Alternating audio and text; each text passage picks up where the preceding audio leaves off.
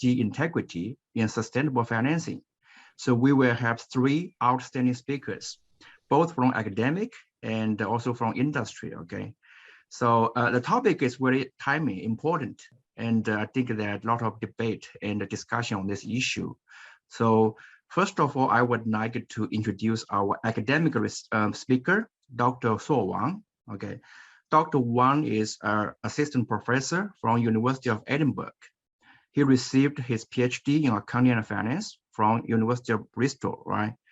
And Dr. Wang's research interest in actually is perfectly fit our topic, ESG, green financing, and credit rating related issues, okay? Today, he's going to talk about his most recent working paper on green financing and how the debt market reacts to the green financing.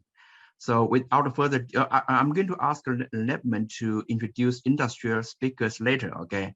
So without further ado, we welcome Dr. Wang to give his remark on the ESG integrity issue. So please go ahead with your presentation, Dr. Wang. Okay, thank you very much, Professor Wu. So good morning, everyone. My name is Shuo Wang. As Professor Wu has already introduced, I'm currently working in the University of Edinburgh.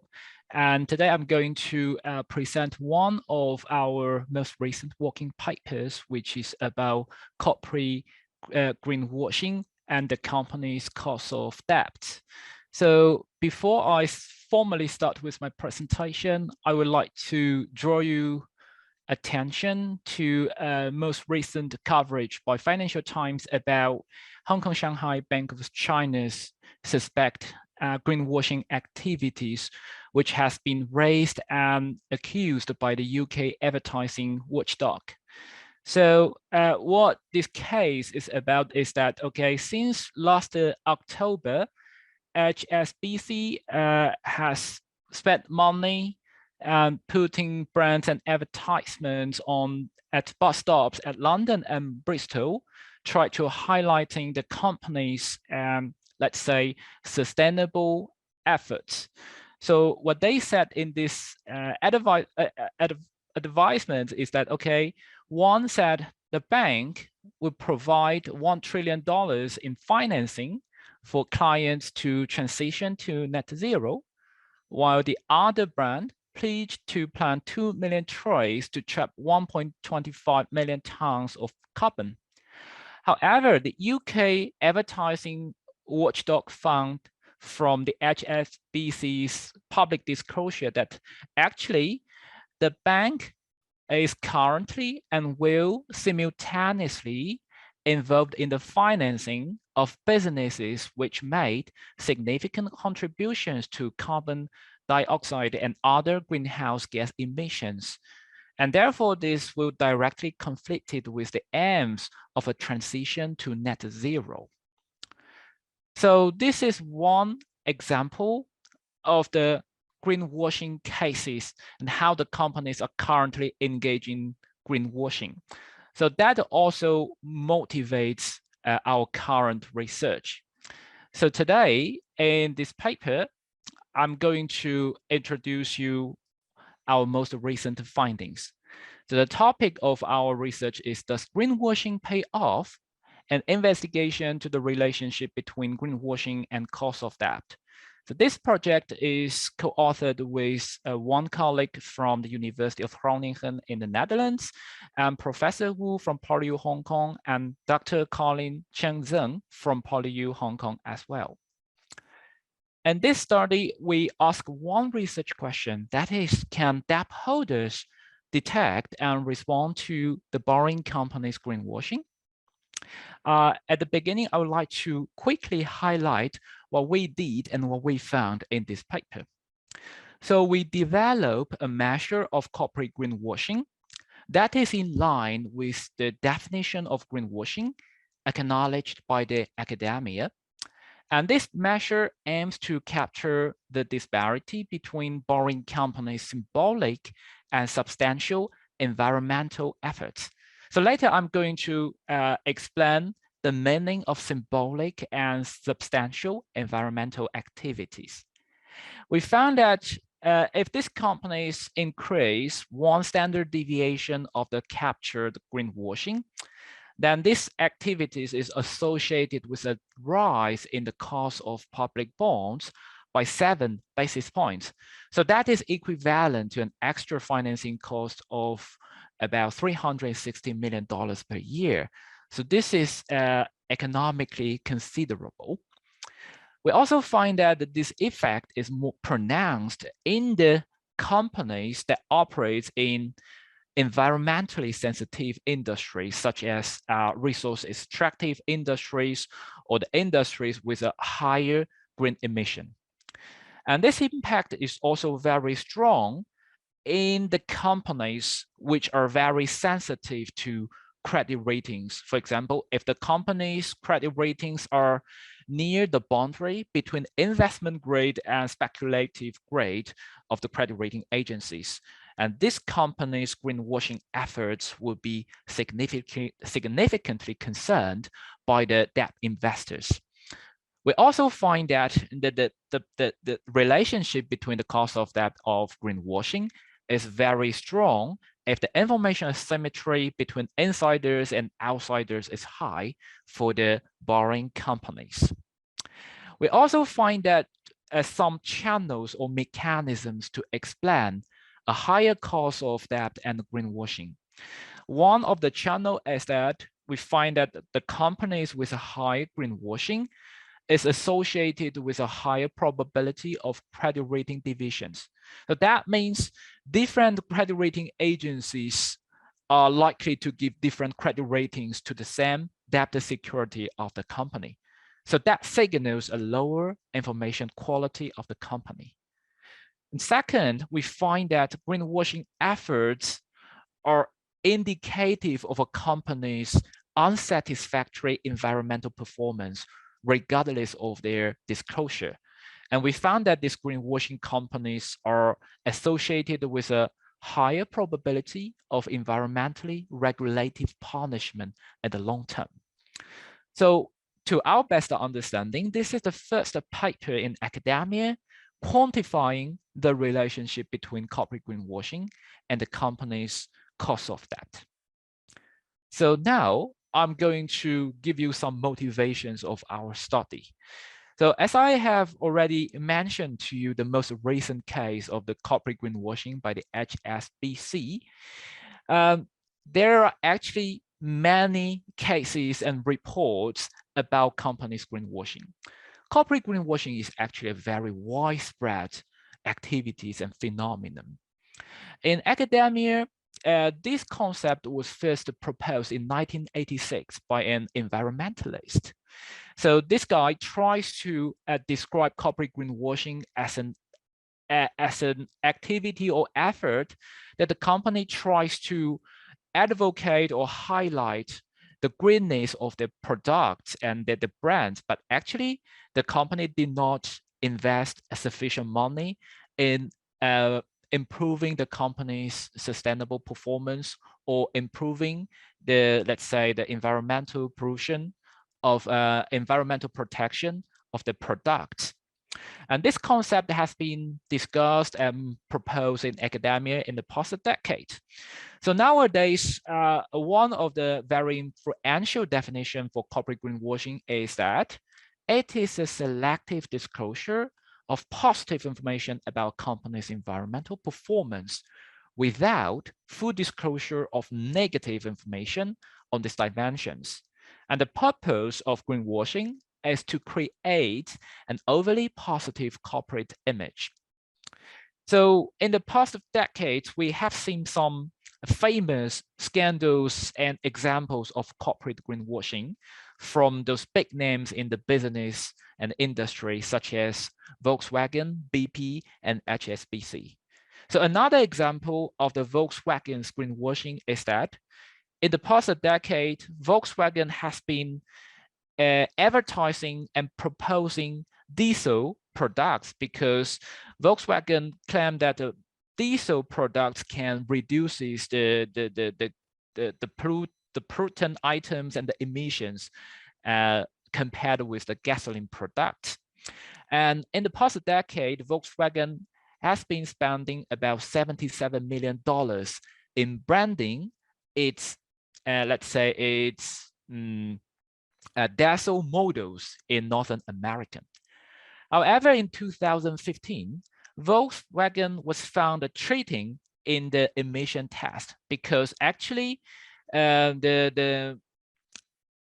say the diesel models of Volkswagen released more pollutants than this company advertised.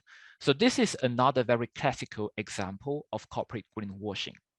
So due to the widespread of this greenwashing in the business and the industry, so we think the investors should raise their concern about the ESG integrity. Another motivation is the widespread use of debt financing in helping the companies to thrive. So the debt market is very important and is the most crucial financing resources for companies. Especially nowadays, many companies face a challenge to transform their business models in a more green way. And this can be evidenced by the fact that debt investors are also very concerned about green transformation. So we can see that from 2017 to 2019, the magnitude of green bond issuance has been significantly increased from 100 billion to about $1 trillion. However, we understand that borrowing companies face the financial constraints in the short term. So they may not have sufficient money to support their green innovation and green transformation in the long term. So what they can do is that they try to describe themselves as a very responsible player in the business, but actually they may not spend enough money. So they're very much likely to engage in corporate greenwashing. Therefore, from the debt holders' perspective, disentangling substantial green efforts from symbolic greenwashing is very important. And another motivation for our study is the regulation on greenwashing in the United States, which is very lax. So if we compare with the regulation and the public concern about greenwashing between the United States and in the European countries, they're very different. In the United States, we only have one federal framework that tries to monitor companies' misleading green advertisements. That is the Federal Trade Commission Act in 1970, which is actually quite old. And regarding the enforcement, this is even more lax because we track the cases of punishment in the United States in the past decades. And actually, there are very, very few cases of the companies being punished by the federal or by the state regulators in terms of their green marketing campaigns. So therefore, given the lax regulation in the market, given the importance of the green investment, and given the importance of the debt financing, we raise this question that whether the debt investors can really see through companies' greenwashing, given the fact that many companies have this intention to engage in greenwashing. And the next issue is about the literature review and the academic development. So I just try to speed up about this part. So in the past decade, we have explored and found many things about the causes and consequences of corporate greenwashing. So regarding the determinants of the greenwashing, the most important issue is the conflict between the financial constraints of the companies and the legitimacy requirement by the external stakeholders for the companies to invest and engage in ESG. There is another stream of the literature focusing on the consequences of greenwashing.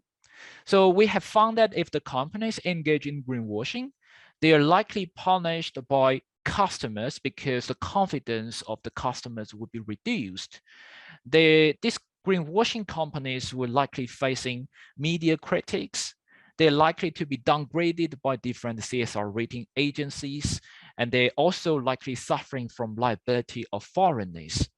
But regarding the evidence from the capital market, we don't have too many evidences about the consequences of the greenwashing. So far, what we know is one working paper showing that greenwashing may impact the hedge fund performance. And also there's another paper showing that greenwashing activities may increase the company's cost of equity. However, we don't know whether companies' greenwashing efforts will be detected by debt investors and whether greenwashing activities will influence the company's cost of debt. Regarding the debt financing and the ESG, we have found some evidence that debt financing is, the debt cost of debt financing is related to companies' environmental performance. And also the debt financing is related to companies' environmental disclosure, because without proper environmental disclosure, the public will find it very difficult to understand what the companies is doing and whether companies are doing any good to promote the company's environmental performance. However, the challenge here is how to measure the company's environmental disclosure and how the public perceive the company's environmental disclosure, because some companies tries to disclose more things and put more money on advertising. So they try to increase the quantity and the number of items regarding ESG in their CSR disclosure report. However, quantity does not equate to quality. So we ask this question, can debt holders recognize greenwashing from borrowing companies' environmental disclosure? Our hypothesis is that we believe that to some extent, the debt investors can detect companies' greenwashing, and they're going to punish companies' greenwashing effort. This is because debt investors, they can somehow identify the suspected greenwashing companies from what they talk and what they work. So later I'm going to show you our methodology, okay? Our sample comes from the US public bonds issued in the United States. We also collect debt-related items such as the bond spread at the beginning of the issue and the credit ratings affiliated to the debt securities. We collect the financial and the market data from different commercial and academic databases. Our research period ranges from 2003 to 2017. And after the cleaning, we identify more than 3,800 public bonds from the United States issued by around 600 companies. Now, the most important thing is the measure of greenwashing. So as I explained, our measure of greenwashing captures the disparity between the borrowing company's symbolic relative to substantial environmental actions. And those symbolic and substantial environmental actions can be found from CSR-related disclosure by the S10, which is a databases.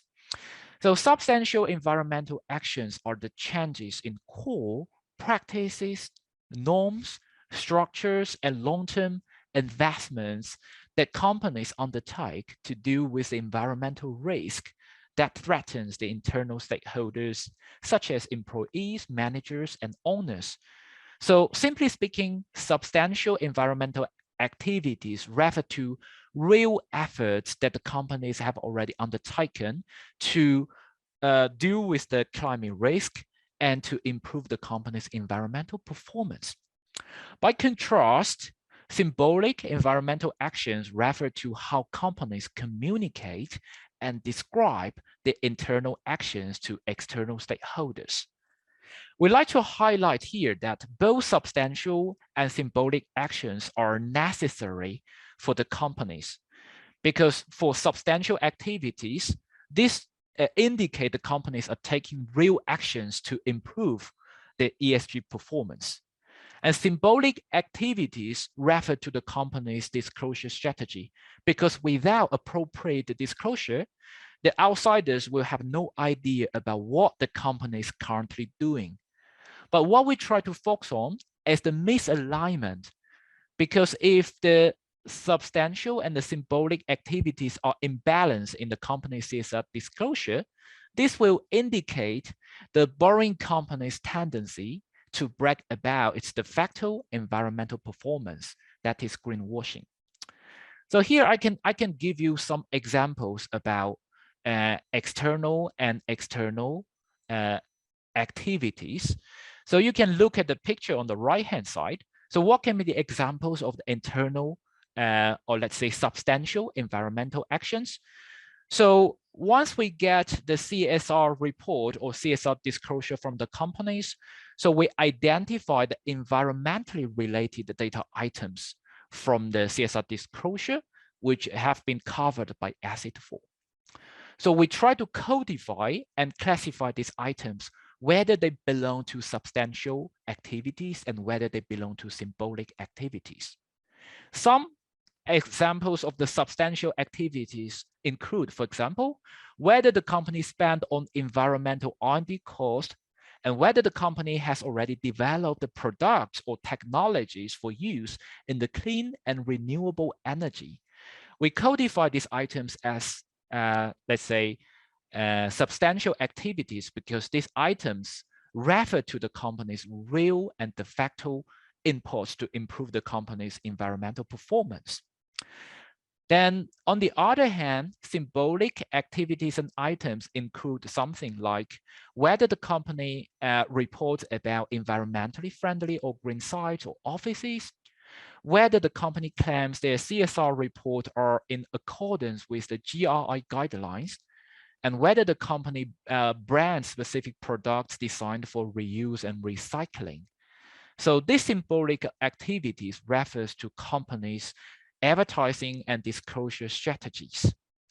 So after codifying these substantial and symbolic environmental indexes, so we try to normalize this item, deflate them by the company's firm size to make sure that the symbolic and substantial activities can be comparable to each other.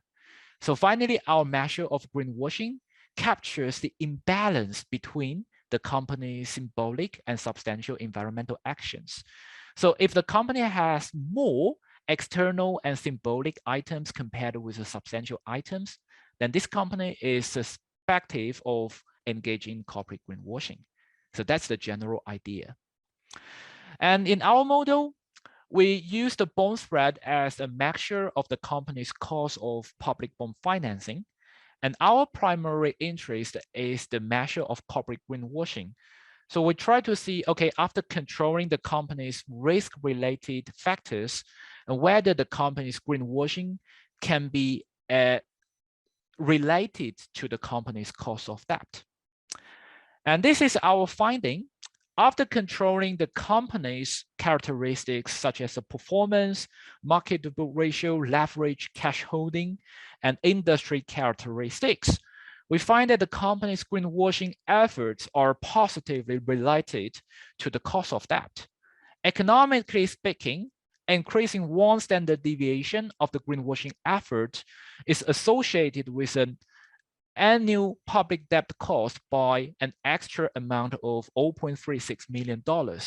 So this is a very huge amount in terms of the cost of debt financing. We conducted several robustness tests to confirm our finding. For example, we use alternative measures of greenwashing acknowledged by the academia, such as whether the company has a lot of controversies published in the media linked to the company's misleading marketing practices, and whether the company has responsible policies to reduce the greenwashing. And these proxies are in line with our findings that greenwashing is associated with higher cost of debt. We also conducted several robustness tests to confirm that our findings are not subjecting to covariates and other factors that influence the company's cost of debt and greenwashing efforts at the same time. And also, we conduct some additional tests. First, we find that the relationship between greenwashing and the cost of debt is sounder in the companies which operate in sensitive industries So this sensitive industries refers to, for example, natural resources extractive industries, because investors are more concerned about the ESG performance.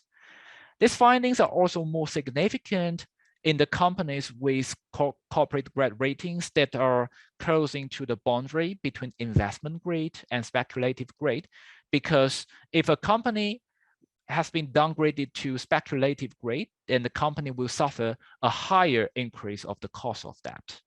And also the information asymmetry between insiders and outsiders will have some impact on the relation between greenwashing and the cost of debt. And finally, we try to explain why and how debt investors can see through and detect credit rating, the corporate greenwashing. The first channel is via the disagreement among credit rating agencies such as Standard & Poor's, Moody's, and Fitch. So in this test, we look at whether the company's credit rating at the time of the issue are more likely to suffer these diversions among different credit rating agencies. So the logic behind is that the company's greenwashing and the company's CSR disclosure are associated with low quality because they don't have uniform requirements regarding the preparation of this CSR disclosure report. And we know that credit rating agencies may have different methodologies to deal with the CSR disclosure. So if the credit rating agencies give different credit ratings to the same security in the market, then this will give debt investors a signal that the information disclosure quality of the companies is actually very low. So that will be in turn increasing the company's cost of debt. So we find that if companies engage in corporate greenwashing, the credit ratings given by different credit rating agencies are more likely to be diversified. Then we also look at this debt investors' environmentally related punishment in the long term. So the logic is that if companies engage in corporate greenwashing, then they're trying to cover up their environmental performance. And if their environmental performance is unsatisfactory, they are likely to be detected by regulators in the long term. So we look at companies greenwashing and the number and the amount of penalties by the regulators in the long term. We document a very positive relationship. And that can also explain the cause of that. Because if the companies are associated with a large amount of penalties regarding their climate risk, so this will be translated into economic losses, and that will warrant the increase of the cost of that. So these are our findings from this most recent study. To summarize, we try to pursue sustainable development in the long term. We find that companies require financial support from debt holders to execute green transformation. However, we know that these companies may engage in greenwashing to mislead the debt holders to obtain short-term benefits. So therefore, whether debt investors can detect and punish companies' greenwashing is a very significant concern by the regulators, practitioners, and of course by the academic. And we document solid evidence that sophisticated investors in the debt market can somehow decipher greenwashing from the borrowing companies. So this brings us to the end of my presentation. Thank you very much for your listening. And if you have any questions, please feel free to ask. Thank you. Thank you, Dr. Wang. Very insightful, a very interesting topic, interesting paper, and very thorough. Okay, I think that the greenwashing has been a very important and hard issue in our academia as well. So that's why I think this paper fits the current needs to understand the ESG integrity issue and how the capital market, debt market react. It's a very timely and important issue. So let's see any questions or any comments from audience.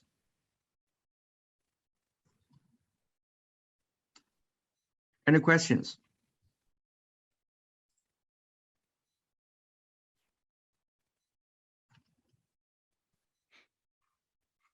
So if no further comments or questions, so thank you again, Dr. Wang, for sharing your research work. So next, I'm going to hand to Professor Ni to introduce our industrial speakers and host the remaining seminar. Thank you. Okay, thank you very much. Thank you, Dr. Wang, Dr. Wu. I think it leads in very well with our next speakers, because Dr. Wang's last statement was that he thinks that the sophisticated investors and the credit rating agencies are able to decipher whether there's any greenwashing.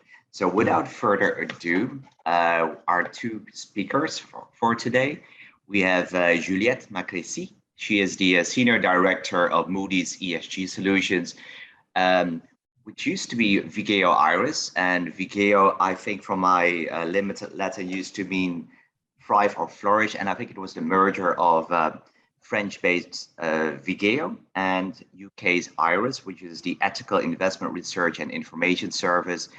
And Juliette used to be the Greater China and Southeast Asia head of Moody's VE. And she used to be a banker, long-term banker at Texas, and used to be at Credit Agricole. And so we're very welcome to have you here, Juliette. Thank you. Good morning, everybody. And we look forward to your sharing. With Jonathan Ho. Jonathan is a sustainability specialist at Allianz Global Investors. He used to be in banking as well, at BNP Paribas Sustainable Capital Markets. Before that, he was at Policy and Research at the government's Business Environmental Council. And he was also part of a working group, the Asia Investor Group for Climate Change, and part of the Green Finance Association. We have a wealth of experience with us today.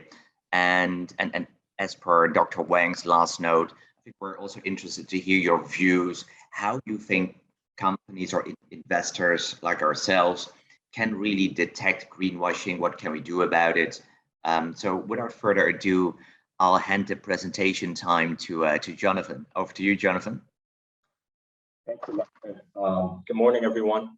And thank you to the Polytechnic University of Hong Kong for the invitation. So let me attempt to share my screen.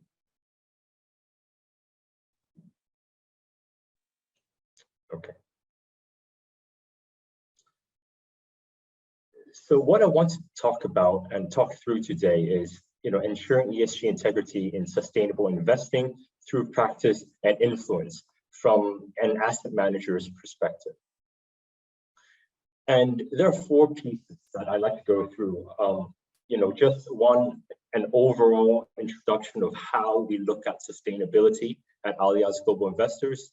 And then the 3 following pieces are 3 different angles as to how we look at ESG integrity. So one is how we incorporate rigor and diligence into our ESG investing.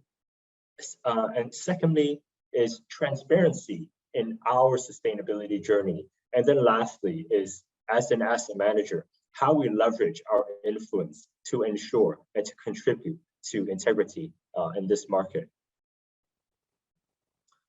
So just as an introduction, as an active asset manager, we really understand that capital allocation and company engagement are the key drivers of positive change. And by incorporating ESG considerations into our decisions, we really aim to not just become any other asset managers, but to become a positive contributor, a positive force in this society to bring about good. And, our sustainability journey began in 1999, when we first developed our sustainable and responsible investing strategy. And then fast forward in 2007, we became a signatory to the United Nations Principles for Responsible Investor. And back then, we were among the first 50 asset managers to sign the UNPRI. Today, there are, I believe, more than 4,000 signatories to this UNPRI. So we signed on to this before it was mainstream because it really is something that we believed in. And today, we consistently get an A plus UNPRI rating for ESG strategy and governance. Our asset under management, more than 300 billion euros of assets are ESG focused assets.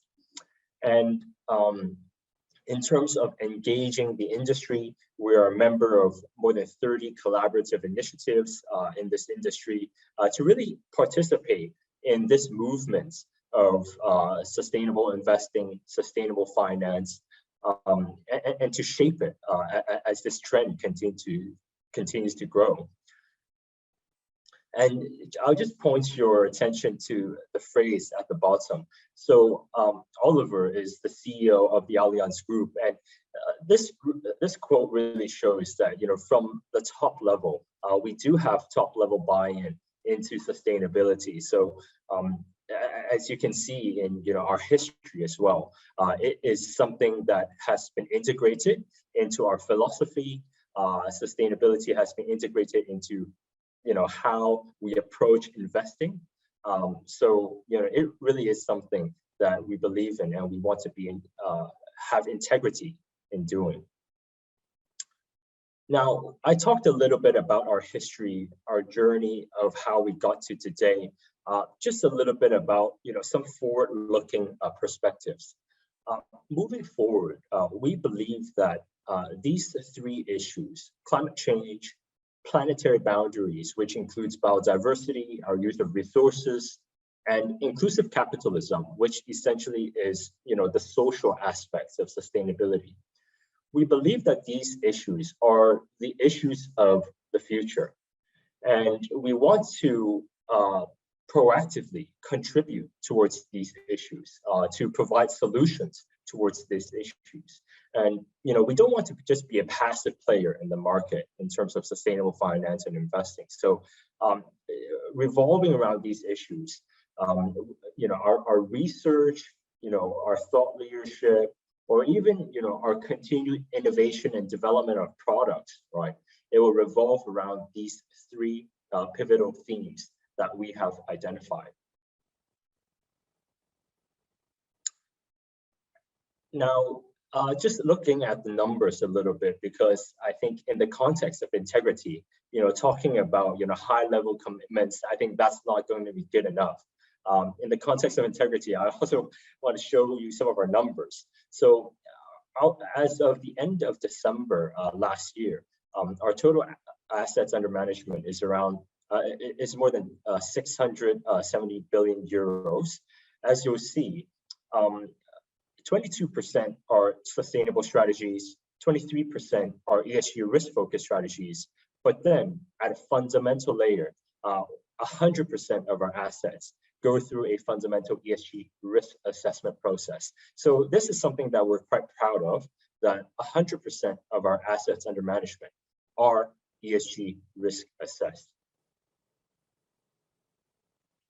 Now that's enough of an overview of that's enough of an introduction of the company and our philosophy. Going now, approaching this from a rigor and diligence angle in how we incorporate ESG into our investing. I spoke a lot about our philosophy, our beliefs, and how exactly do we really put that into action. So we do have a dedicated team to implement sustainable investing.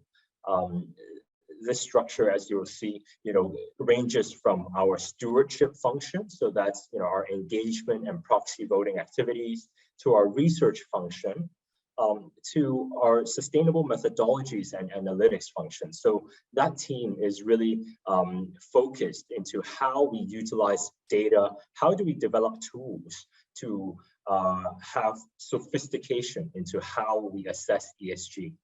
And then we have the Sustainable Investment Office, which develops sustainable investing policies, and sort of is also responsible for internal education, internal implementation of sustainable policies and philosophies within the company. And I just want to assure the audience that yes, we do have a team of sustainable and impact investing, but that team does not operate in silo. So sustainability is indeed embedded into our investment platform. Our sustainable team, which I am part of, obviously, is indeed part of our investment platform. So this slide just shows you, how exactly our team interacts with the rest of our investment team, our portfolio managers, on a day-to-day basis. So as you'll see, from our sustainable investment office to our methodologies and analytics team, research stewardship, and also our impact and private markets team, there are some key areas of collaboration which takes place on a day-to-day basis. And besides these specific areas of collaboration, at the bottom here, there are tools and governance structures that have been established to ensure that our sustainable team and our investment professionals are really integrated and on the same page in terms of how we look at sustainability. So in terms of tools, we have a global collaboration platform internally, which is a tool which is accessible by all sustainability professionals and investment colleagues to share insights transparently, whether it's an insight or commentary on a specific security, on a specific company, so on and so forth. And in terms of a governance structure, we have a sustainable investing working group, which really serves as a high-level advisory body to our investment executive committee. So within the governance system, we really try to embed ESG into the core of how our investment platform operates. Now, going to our methodology into how we really incorporate ESG into our investments. As you'll see, we have a multi-layer approach to incorporate ESG. And I think many of us in this meeting today can appreciate that ESG is sometimes it's more of an art than a science, and there's no one size fits all. So therefore, we have a multi-layer approach to have different methodologies to integrate ESG into investing, because I think that's the only appropriate way to do so. So first of all, we have a layer of exclusions. So whether it's the firm-wide exclusions or our sustainable minimum exclusions, which is a little bit more stringent. So there, we exclude the most controversial and high-risk assets, which we believe are not consistent with the direction of travel of sustainable development. After that, we have a layer of ESG risk assessment. So that's where we have an internal proprietary tool so that all of our assets, go through a ESG monitoring. And, when I use the word monitoring, it also implies that there's a continuous process of monitoring. So besides this tool for ESG monitoring, in terms of policies and governance, we also require our portfolio managers to, on a regular basis, to monitor and also acknowledge and sign off, on the ESG characteristics of the portfolios that they're managing.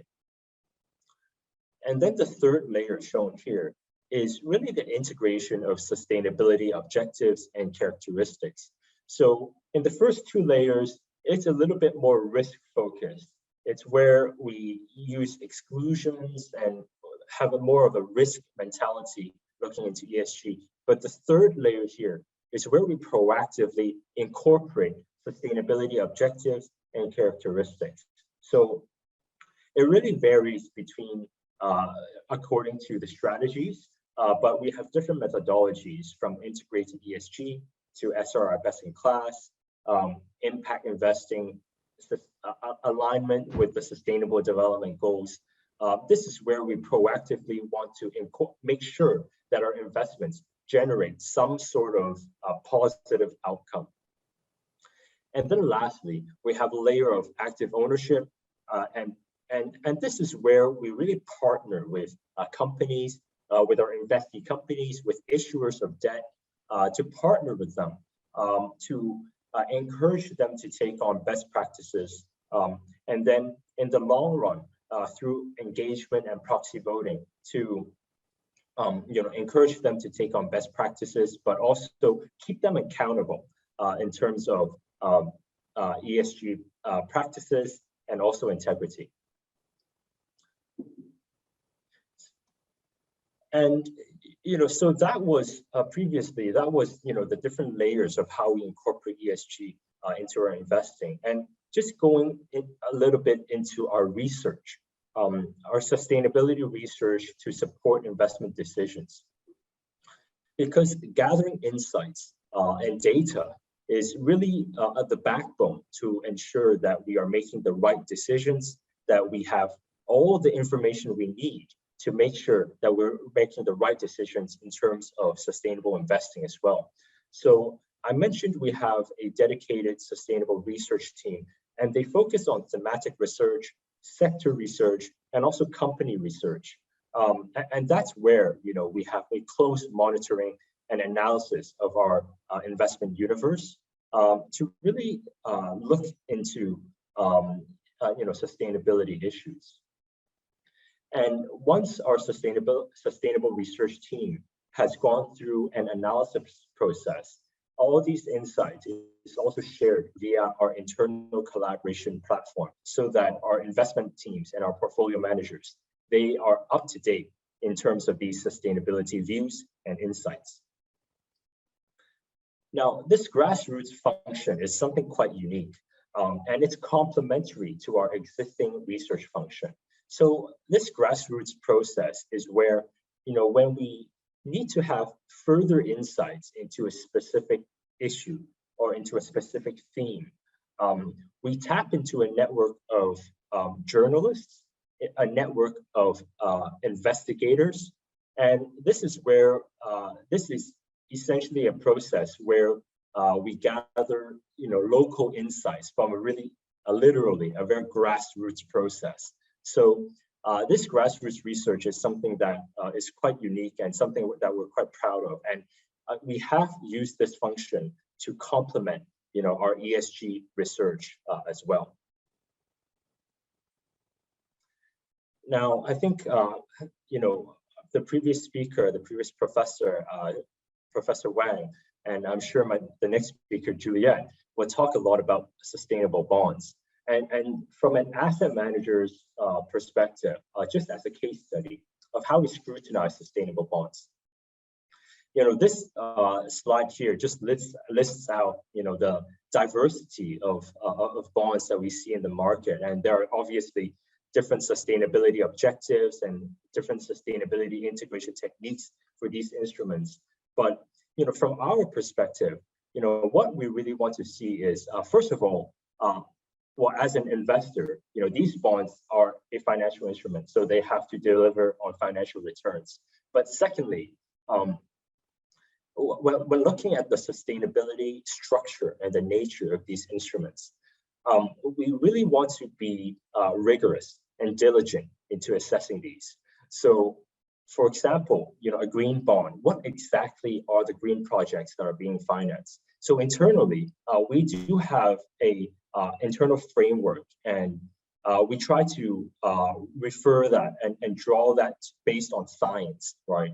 What does science tell us that are the projects that really qualify as green, and what are the projects that really are consistent with the Paris Agreement? So internally, we have these definitions, and we try to use that as a lens as to how we assess these instruments when we consider to invest into them or not. Another example is, there are cases where the issuer of these sustainable debt, or quote unquote sustainable debt, in fact, we see that the issuance of these instruments is not consistent with their overall direction of travel as a company, right? There are some cases where we see that this issuance of a green bond, for example, is actually an outlier, while the rest of the company activities are actually not green at all. So, there are some cases there that we see are actually, there's a contradicting or conflicting green story behind these instruments. And in those cases, as an asset manager, we really try to use our influence to really look into these cases and to uphold what we believe is ESG integrity. And sometimes we may end up deciding not to invest in these securities when it becomes questionable, right? So this is just a case study of using our investor identity to sort of scrutinize these instruments that pop up in the market. So this previous section was really about how we integrate ESG into our investing philosophy through rigor and diligence. And this next section here is about transparency, our own transparency in our sustainability journey. So our sustainability philosophy is quite wide-ranging, it's holistic, and we've tried to capture that and document that in various documents. So we have policies around how we manage sustainability risk. We have the stewardship statement, the global corporate governance guidelines, which aims to provide transparency into our stewardship approach and how we integrate ESG into our stewardship approach. And obviously, the exclusion policy statements, and also a climate policy. So these policy documents are all published on our website and made available so that we are transparent in our sustainability thinking. And as to actual sustainability activities and our progress to date, through our sustainability and stewardship report, through our TCFD report, through our PRI transparency report, we try to be very transparent as to what we've done to date, how far we've gone.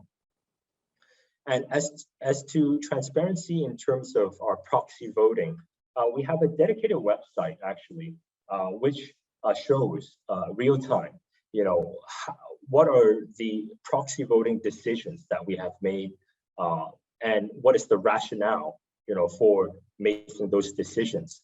So we have a dedicated proxy voting platform, which documents all of these, and it's online and it's very transparent as well.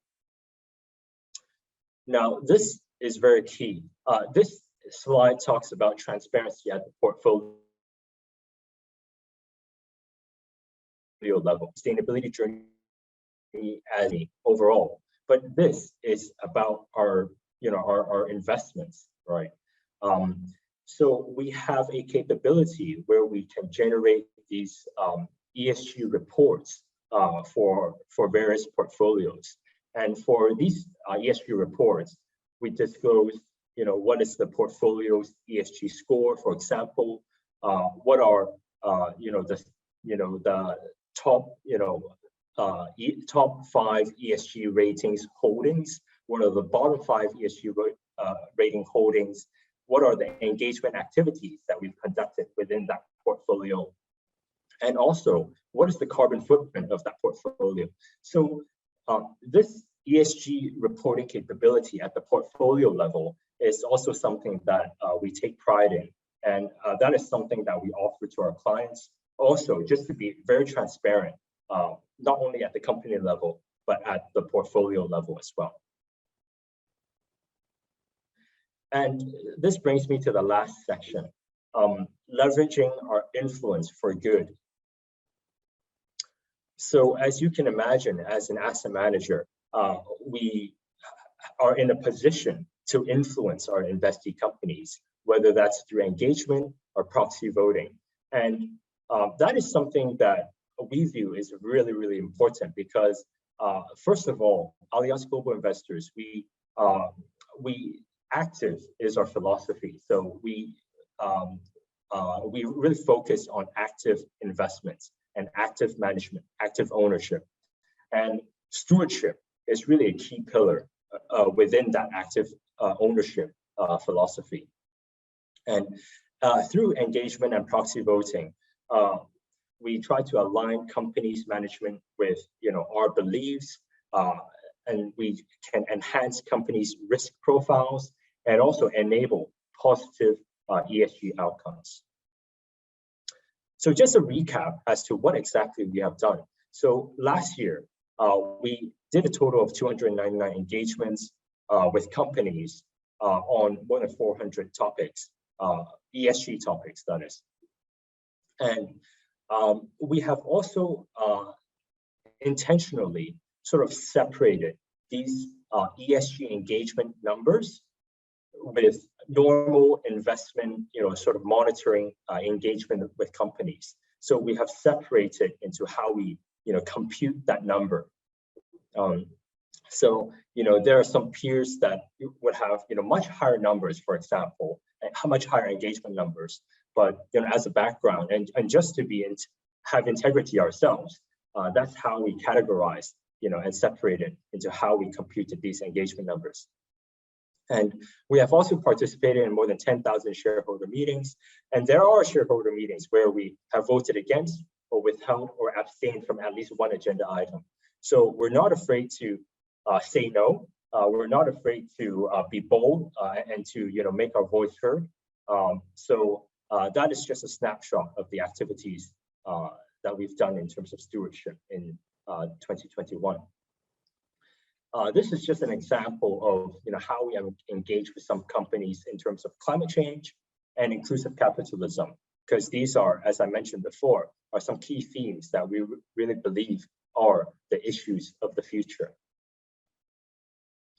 And this slide here really shows it's taken from a finding, a report from Influence Map, which is an NGO, and they look at which asset managers really use the shareholder rights to support climate-related resolutions. And as you see here, we are within, the top quartile, and there are other players which don't, support climate resolutions as much.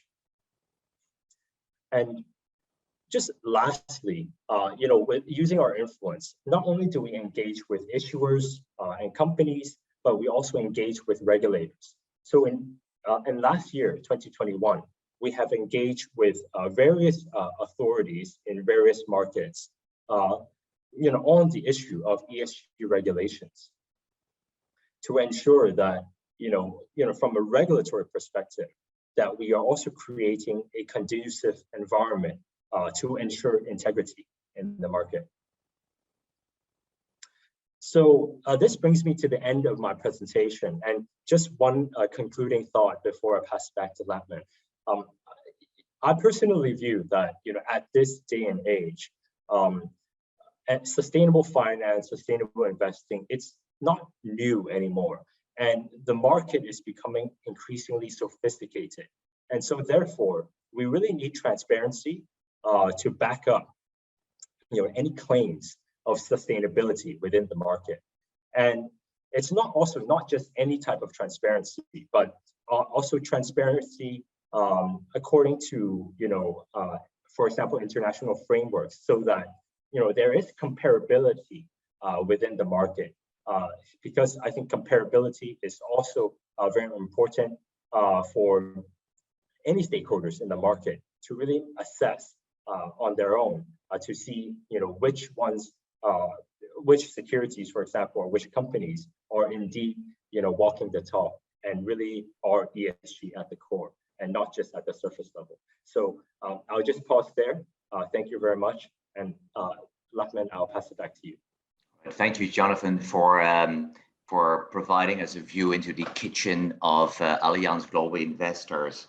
And I thought it was a great presentation. You balanced very well, of course, what your firm is doing. And I think it was also giving me the thought around seeing what other investment managers like BlackRock are doing in terms of they don't always vote yes to any ESG related proxies and proposals. So really thanks, and I look forward to the panel with yourself a bit later on, especially around the point around that your full portfolio is rated using your assessments. I'm interested in how do you do it by asset class? How do you do it by sector as well? So now we will hear now from Juliette, and Juliette is actually in the greatest position to share with us the role of ESG external reviewers in safeguarding the integrity of sustainable finance. So we're really looking forward to hearing from you with your wealth of experience. Juliette, over to you. Thank you all, and thanks a lot. I'm honored to participate to this webinar, which is, as of now, really interesting to hear our two other panelists and share their views on integrity and in the sustainability. Let me share my screen. With some slides I would like to share. So first of all, I would like to probably introduce you slightly to Moody's ESG solutions, as I realize that not everybody is aware of this new unit within the Moody's Corporation. So I will just spend a few minutes on that. And Moody's Corporation, of course, is renowned as an integrated risk assessment firm that empowers organizations to make better decisions. So we are improving, and we are turning to provide to clients, customer, and holistic view of associated risk and opportunities. To do that, we are building our expertise, for internal growth, but as well as you mentioned earlier, some strategic acquisitions such as 427, which is a leading provider of data intelligence and analysis related to physical climate risk, or VE, my previous company, which is a global leader in ESG research, data, and assessment. And most recently, RMS, which is a global provider of climate and natural disaster risk modeling and analytics. So overall, Moody's ESG, as Moody's has really started to unify its brands and launch Moody's ESG solutions in September 2020. So alongside MIS, which is well known for its credit rating, and MA, Moody's Analytics, well known for its data, we now have this unit dedicated to ESG. And so within Moody's ESG solution, really, our goal is to support market participants from companies, organizations, banks, insurers, asset managers, asset owners, for different solutions and services to address their needs in ESG.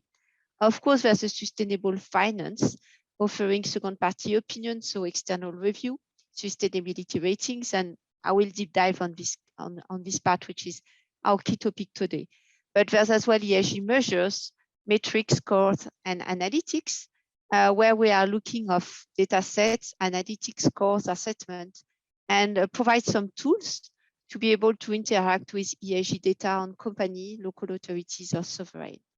Climate solution, of course, is a big topic, and we've got a range of solutions to better serve the growing market demand for clear and transparent climate data, including physical and transition risk data and tools. Then, of course, some specific solutions such as SMEs, or that will help to bring ESG data to private companies, and indices. We are not an index calculator, but we do partner with them to develop thematic ESG, climate, and sustainability indices. So this is really, in a few minutes, a nutshell about Moody's ESG and how we integrate in the credit world that everybody knows around Moody's, and also offer solution of Moody's. So in this context, I think it's important to note what and to refocus on today's topic, which is the sustainable finance bond market and its integrity. Why it's important to speak about that? Just simple percentage is like the sustainable finance market now is 12% of the fixed income market globally. So we cannot even anymore ignore that. And Jonathan mentioned that. So it's not something new. It's something that has been grown for more than 10 years now. and definitely is part of the financial markets and solution for organizations. Moody's ESG released last week, actually, his first quarter revenue for 2022. And I would like to share some of the key findings and figures to give you the context of the importance of this market. So if you look at this slide, which is really the growth of this market, you will see that the sustainable bond market moderated in the first quarter, which is not surprising given the global issues that have been intensified. So global issuance of sustainable bonds amounted to 203 billion in this quarter, which is down 11% quarter on quarter and 28% from the previous year. This kind of reduced growth is or decrease is the first time it occurs since for the green bond market. However, so given this situation, our baseline expectation is that the sustainable bond issuance growth will resume when, of course, market volatility will reduce as well. However, when is a great uncertainty, and the outlook will heavily rely on the broader market sentiment. As a result, we adjusted down our 2022 outlook on sustainable bond volume to around $1 trillion from 1.3 trillion, which we were expecting end of last year. This $1 trillion of expectation is flat compared to last year. As in terms of instrument level, we do expect issuance of green and sustainable bonds to remain the majority type of issuance, while we expect sustainability-linked bonds, what we call SLB, to continue to outpace other types of structures as companies, especially in this region, prepare for transition. We see social issuance continue to slow down from the 2020 peak, where it was really pushed with the COVID situation globally.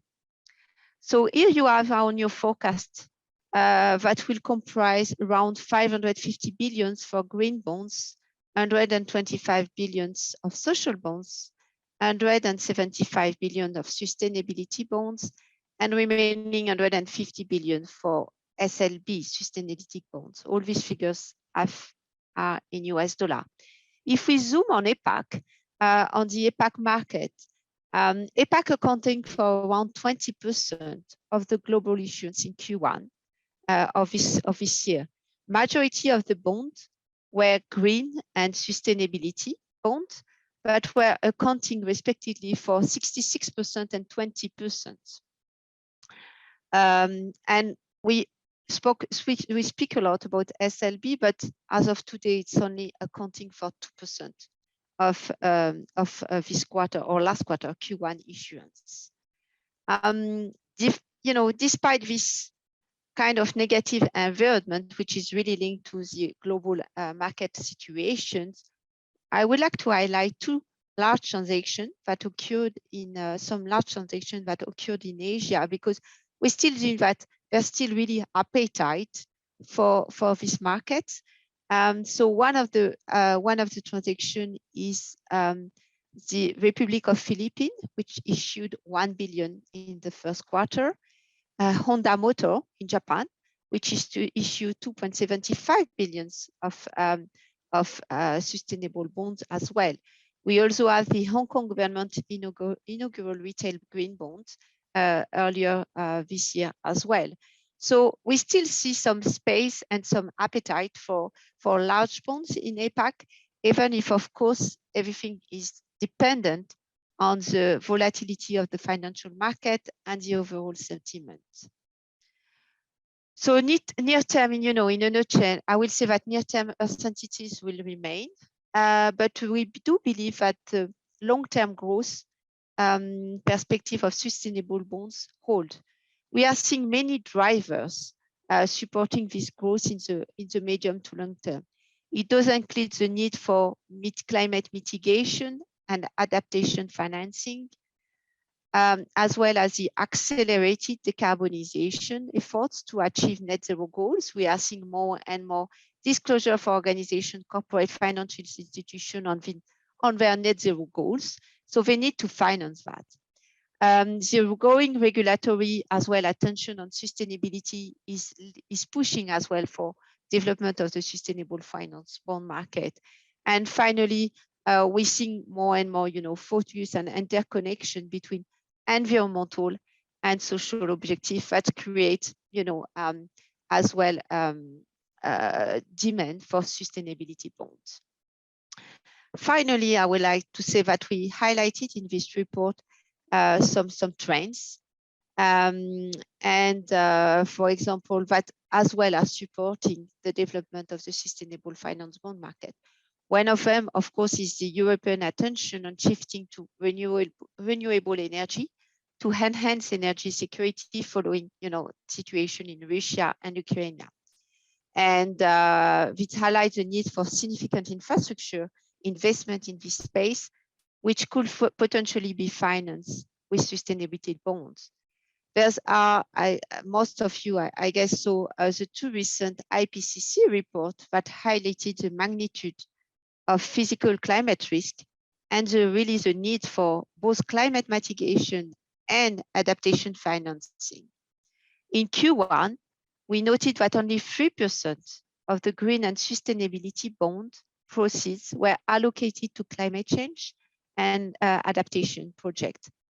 And we do anticipate that this allocation will grow or should grow as physical impact of climate change become frequent and severe. Another trend that is highlighted, and we have been raising more recently, and it really shows how sustainable finance can promote integrity and push for best practices to finance projects to promote gender equity. This is a given trend, and sustainable finance is a way to promote it. So global gender inequality comes at the expense of global GDP, and the estimated losses of $163 trillion in human capital wealth is due to disparities in earnings between men and women. This is, and this is fact, but all these facts are important to highlight, because this is really we are seeing an increasing demand from investors seeking to look for mitigation or remediation to these challenges, to finance projects that are providing services to help to bridge the gender divisions. Sustainability bonds are definitely a tool that is emerging to finance gender-related projects. So so it's quite new, like the sustainable finance market in general. Since 2016, there's a cumulative of $72 billion of green, sustainable, or social bonds that have been earmarked either partially or in whole for financing SDG 5, which is the sustainable UN SDG 5, which is the achievement of gender equality and empowerment of all women and girls. So this is an important note. Of course, this is the nice part and what we want to positive and to show as a positive trend. However, we are recently saw as well that there's much more work to be done. And I'm going to share you some recent figures that we have seen about gender controversies. This is a report that has been published by Moody's relating to the Women's Day of this year, that show really that corporate gender-related controversies almost double between 2021 and 2020. Many of these issues and controversies are related to pay, gender discrimination, and assault. So it really goes to show that while we made great strides and progress to closing the gender gap in the social and financial space, there's really still a long way to go. So this is really, in those slides, I wanted to share, why this market is important and is getting central to the financial market, to the financing on economy, and the financing of, more resilient economy. Given this importance, it's really key that is done in an integrated way with full integrity and transparency. So I will now would like to highlight what we one way of having this integrity and transparency is as well what has been developed in the last 10 to 15 years is the independence of external verification. And this independent verification against framework and principle is really crucial. There's different types of external review, of course, and one of them is the second party opinion, what we call SPO, which is really growing as market advances. So it brings, it provides transparent and independent opinion on the alignment of either a framework or bonds with the core component of international principle. It conducts as well an in-depth analysis of the sustainability credential. And more importantly, it provides overall transparency on the contribution to sustainability. According to the latest CBI study, 86% of the green bond in 2021 had external review. And SPO was the external review of the choice, which were accounting for around 90% of the external review done for this market. So as such, of course, Moody's ESG is providing some second party opinion. We have been providing more than 450 opinion globally over 30 countries, and 13% of them are coming from APAC. As I mentioned, it's really playing a crucial role in building credibility, but as well in helping issuers to attract capital, especially in emerging economy, as well as issuers that have got really large gas emission or intensive sectors for gas emissions. Majority of issuers in the emerging economies have been lagging versus European peers, and they are less transparent in their sustainability strategy. So external reviews such as SPO help them to increase their transparency and to communicate effectively with the market participants. In addition, for issuers that are in high emitting sectors, it really had value to provide more visibility and clarity, not only on their sustainable strategy, but as well on their transition objective. And how they will manage to achieve their goals, basically, an objective. So it's really, supporting issuers to drive their strategy and to engage and commit on some targets. So I will share maybe 2 examples and business case on that. We provided a second party opinion on Etihad Airways in October 2020. So of course, airline sectors. It was the first sustainability-linked bond in aviation. And the framework was tied to reduce carbon emissions by close to 18% by 2024, again, the 2017 baseline. The external review, the SPO, highlighted aviation sector challenges, but as well that how airlines were committed, this specific airline was committed to transition and to achieve specific performance compared to its peer, and again, historical trends. It's giving as well an opinion on sustainability targets. So what does it bring for investor? It's allow investor, to have full transparency on what this specific airline was trying to achieve, and better assess issuer commitments. At the end of the day, with this external review of this SPO, this is a choice of issuers to choose to invest or not to invest in these bonds.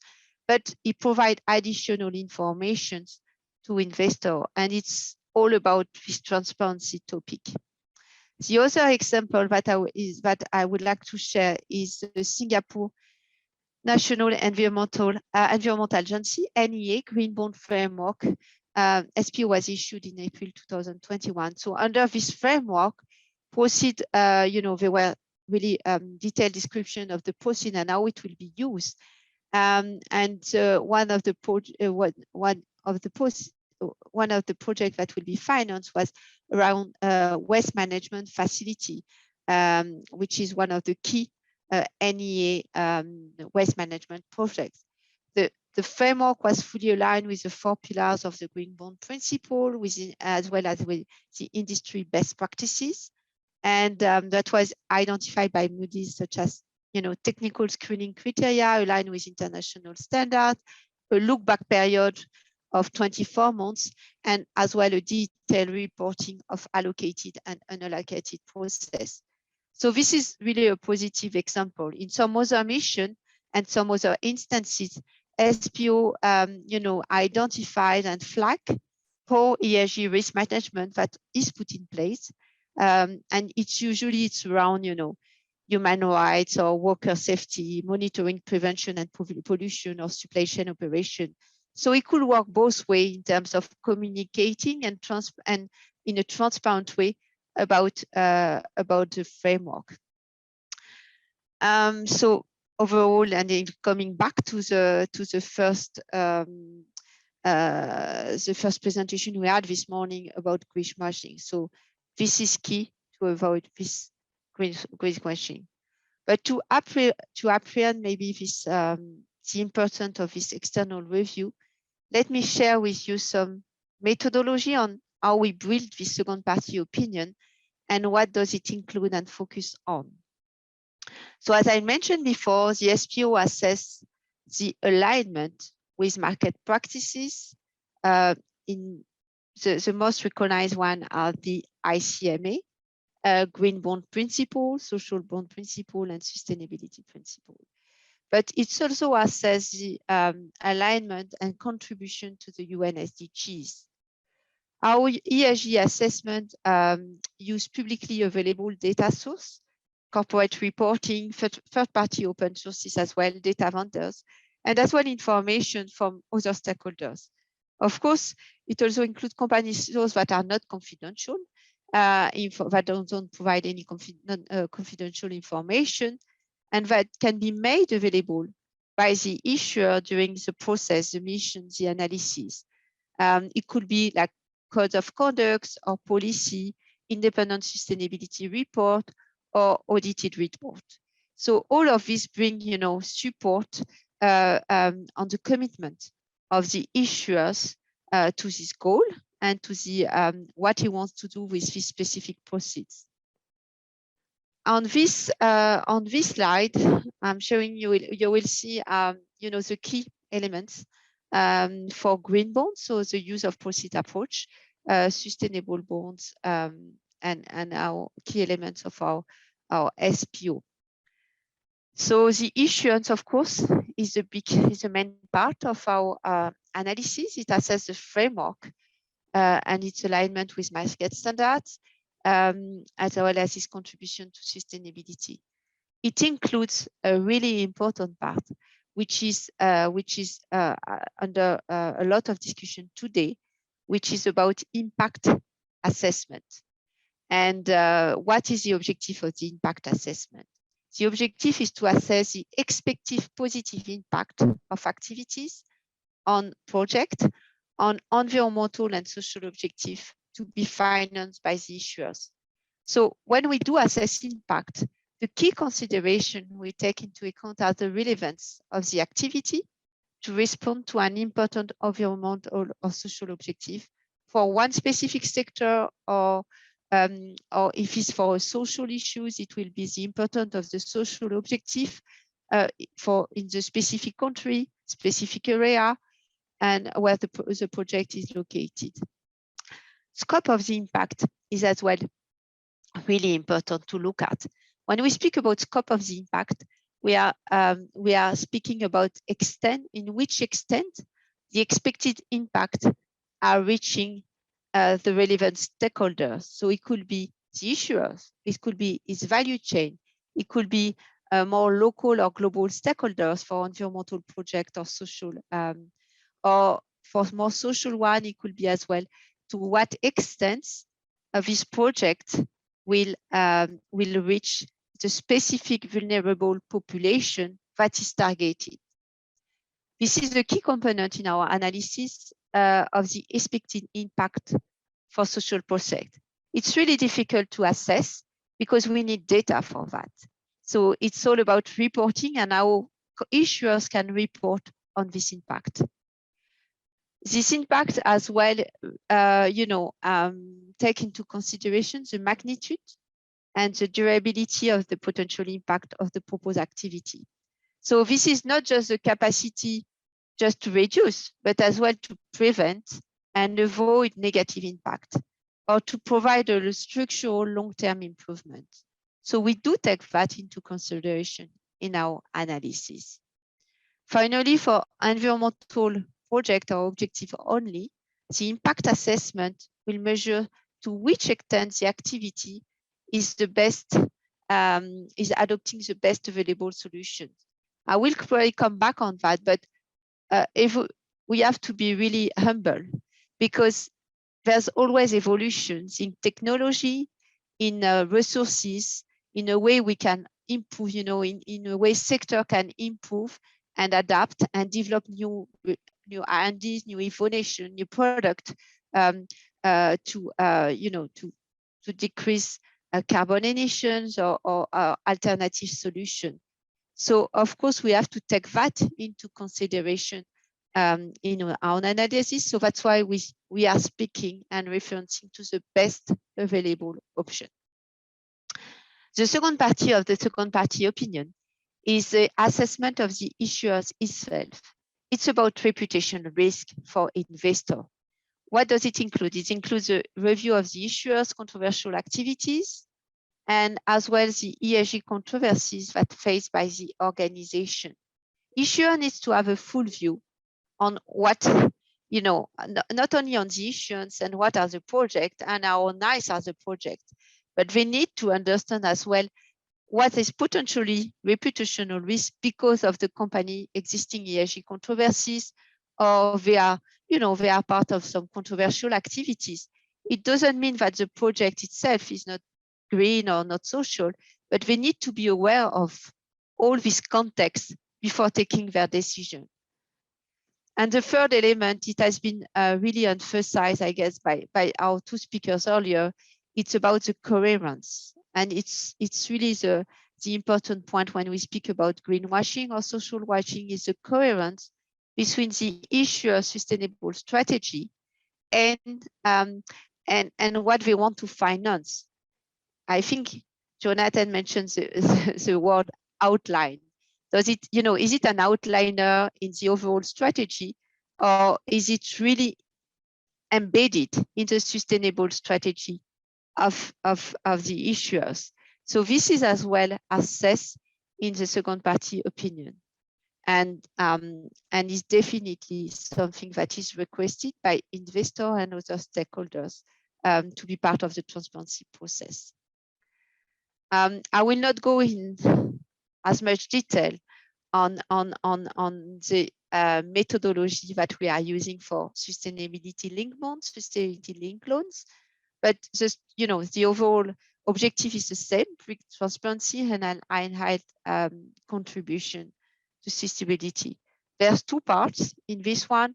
The first one is focusing on the alignment to market standard and the KPIs, how relevant they are, how ambitious they are, and how they contribute to SDG. The second part is focusing on the issue itself again, and the analysis is similar to what we do for green bonds, social or sustainability bonds. I would like to finish on this part and touching on a point about methodology, and that it's important that a methodology is in continuous evolution and refinement. because the market is evolving so quickly, we've got, is getting more mature, is getting more as well sophisticated. So we need to adapt our methodology to this market.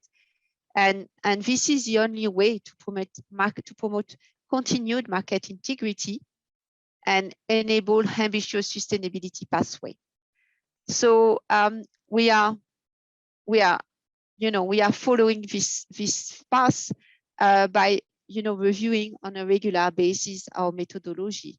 For example, in September last year, we enhanced our methodology for second party for sustainability linked bond to better capture the relevance of KPIs.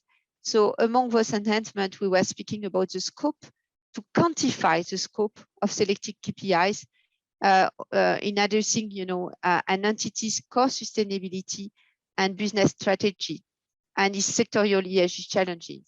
So what does it mean? It requires that an issuer to select a KPI, will select the KPIs, and that should represent at least 50% of its business activity. So it has to be meaningful.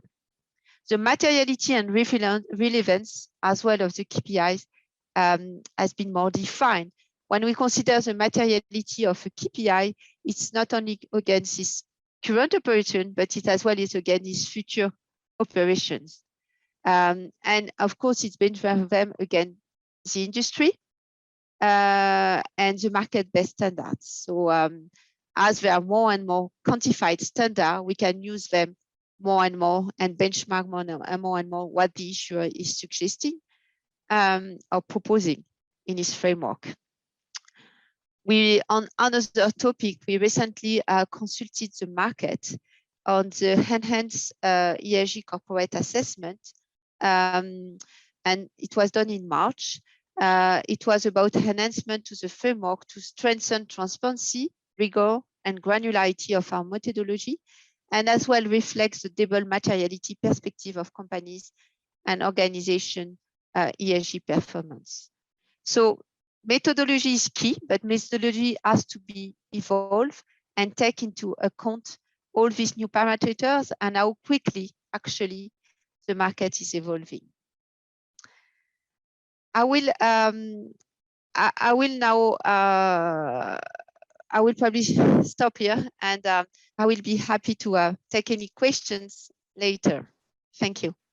Yeah, perfect. Thanks for that, Juliette. And now we're getting to the part that I enjoy the most in these sessions, which is for me to ask questions to Juliette and Jonathan. But before that, there is a polling question for the room. So if you can answer that at the same time, that would be great. Maybe let's move a bit back to the macro level for a moment. Now, we actually had a number of questions. I have a number of questions myself. We'll try to cover that in the next half an hour or so. So in my understanding, definitely there are many sustainable development goals from the UN to be met. Sustainable finance is playing an important role in there. I think it is in that journey, and that's why we have this topic today, the importance of ESG integrity in building trust. If you're not speaking, please put yourself on mute. I think that part is very important. I mean, maybe let's get started with the part, maybe Juliette, bigger picture. How do you see the role of sustainable finance in terms of supporting, enabling the global economies and companies transition to net zero? Thank you. Yes, sustainable finance got definitely a way to play to support the financing of this transition. The capital needs are huge, so it needs to be addressed, especially if we look at APAC and the challenges of decarbonization for APAC. Today, we see a three-way race among coal, natural gas, and renewable to provide, all the energy and in APAC and their fast-growing economy. Asia today consumes 40% of the global economy, of the global energy, and is releasing over half of global carbon emission as of 2020. These two figures, just give you the number and the work that has to be done to finance that. So, of course, coal still make up about half of the region and energy mix in some huge markets such as China, India, and some other. And in addition, in this market, we've got the question of stranded assets, where Asian structure or power plants are young versus what we can see the average 30, 40 years in developed markets. So our sustainable finance can support that and can find that. There's transition solution like the green bond, the transition bonds, the taxonomy is what we are seeing, and transition is definitely a hot topic in the region, but is definitely supporting this financing. Then again, it has to be really clear on what and transparent on what it will be financing. So there's no misunderstanding or miscommunication. If you're financing a transition asset, it's a transition asset. It's not a green one. You have to be clear on that. But it is not a bad thing. You know, it means at least you have a plan to do it. You have a sustainability growth and you have a climate transition plan. So this is using this, you know, could be loans or bonds given the situation of the fixed income market today. But there's really a way to finance that. In addition, we are seeing more and more support as well, such as the grants from capacity buildings, from a lot of different organizations and as well regulators and governments in the region to develop awareness and support really the development of this market. Policymakers in this case are key, and I will take the example, for example, of the Japan that published recently basic guidelines on climate transition finance. It's really aligned with the ICMA Climate Transition Finance Handbook. And all of this is to provide guidance really to issuers on the rationale, the disclosure needed, the independence review, assurance verification to, you know, just do it. Start your journey somewhere and call it transition. Don't try to mix the label, call it transitions, but you will, you know, you will win from this transparency if you use it in a right way.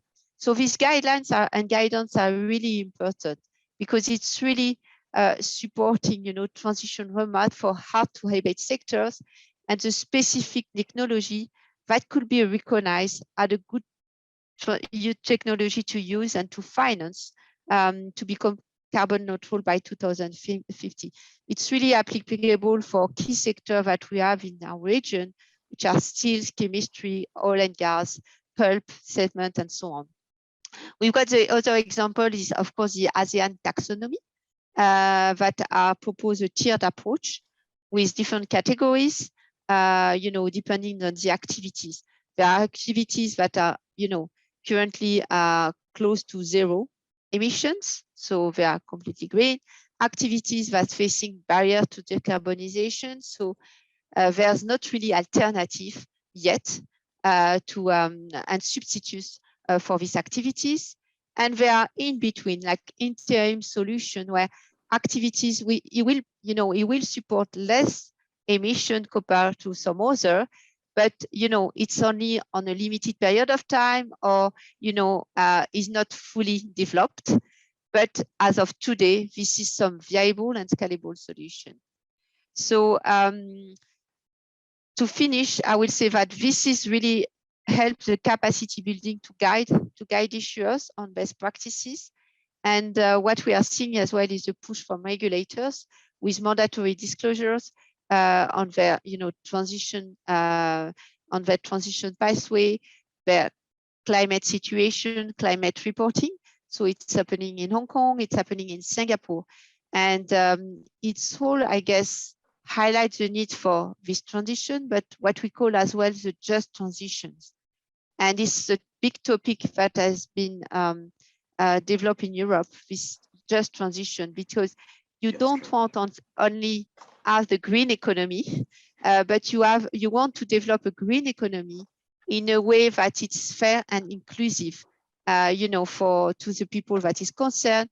It creates decent work opportunities, and you know, it's really as well have a social aspect in that, because then, you know, you solve one issue, which could be climate and less carbon emission, but you don't solve social issue that at the end will bring as well some disruptions.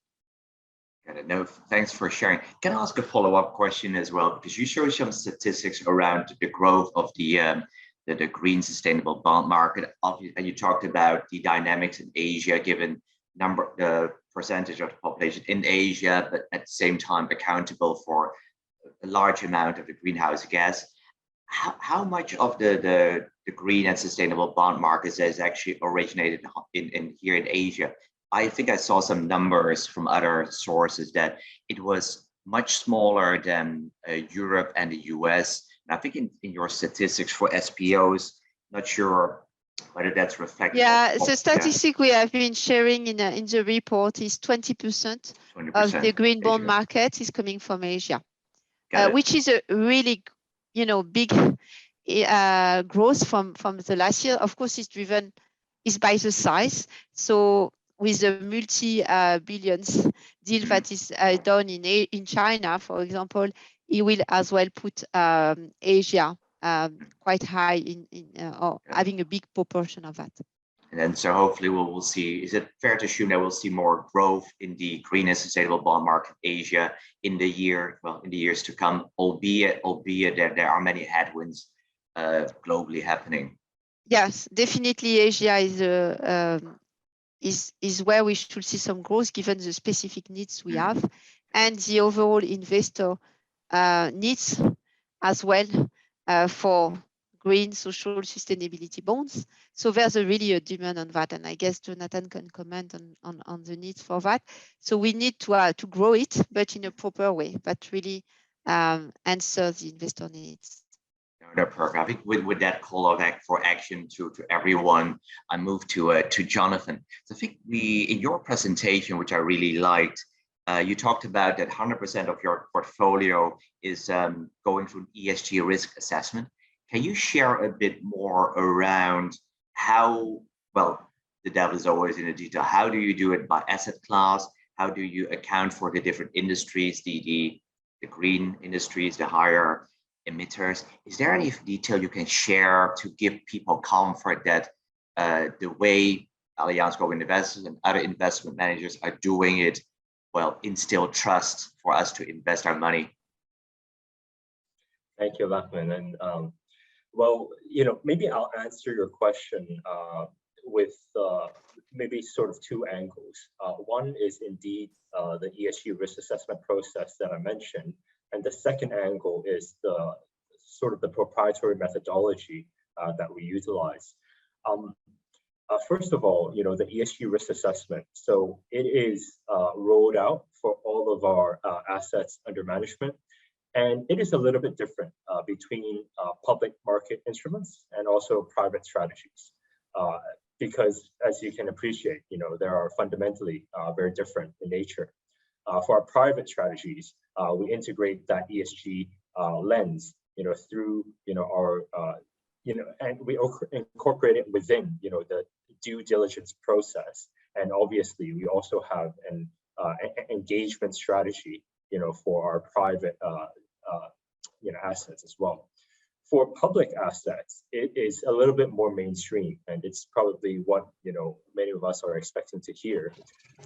We utilize data and do an ESG risk screening to identify, you know, for our holdings and for our portfolios, where do we see ESG risks?